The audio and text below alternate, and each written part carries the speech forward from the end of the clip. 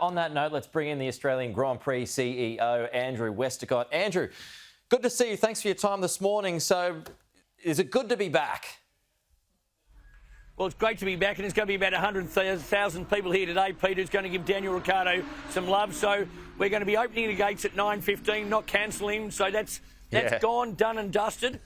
Heineken Australian Grand Prix is happening. What's the vibe like behind you, Andrew? It is absolutely exceptional. You know, gates open in about 23 minutes or something like that at 9:15. We've sold out grandstands, hospitality facilities, and it's going to be a massive crowd today. And Formula One's on track at 1 o'clock. And that's actually the first time that Formula One's been on track since 2019, because they never got into the joint in 2020. How's the weather forecast for racing this weekend?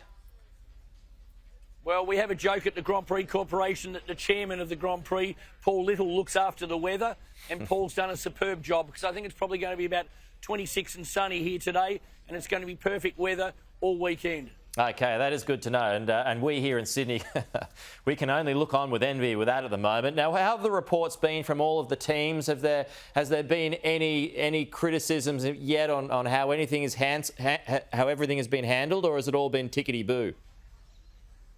No, tickety-boo, and that's absolutely spot on. I think the biggest criticism is that because of the huge number of fans, when they walk down the Melbourne Walk and get welcomed to the Formula One paddock, they're probably taking about 15 to 20 minutes longer to sign autographs, get selfies and do some interviews with the world press. So if that's the only thing that they're criticising, it'll be interesting to hear, though, at 1 o'clock, they're out on practice.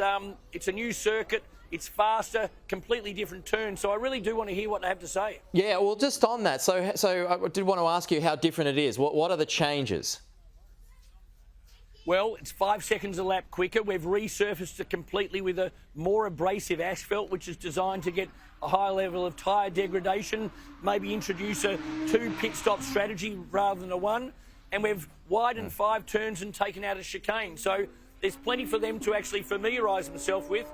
It's one thing being on a simulator, but they're out here for the first time today actually testing it. Yeah, and now can I just ask, Andrew, I mean, I spoke to Daniel about this. Since Drive to Survive started on Netflix, you talked about the buzz there this morning. How good do you think that has been for the sport?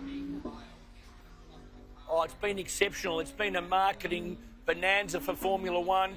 It was great because it gives people an insight to the sport that so many people have loved for 70 years. This is the 71st year of Formula One. But I'll give you one tangible example. Ticket purchasing used to be 75% male, 25% female.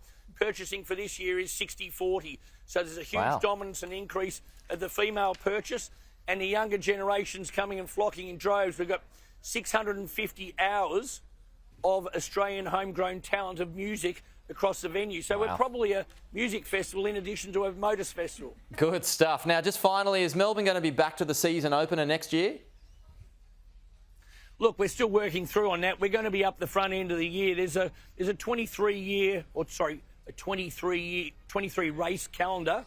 It's always a bit of juggle, especially the reason why we're not race 1 this year is because of Ramadan and the need to stage Bahrain and Saudi Arabia. Right. That might look the same next year, but we're working through it because we don't know what time the first race is going to be. So, look, we typically work that through with Formula One from April, May, June, July. So work in progress is the simple answer. I look forward to coming and checking that out next year. Andrew, good on you. Well done. Best of luck for this weekend. Thanks for joining us.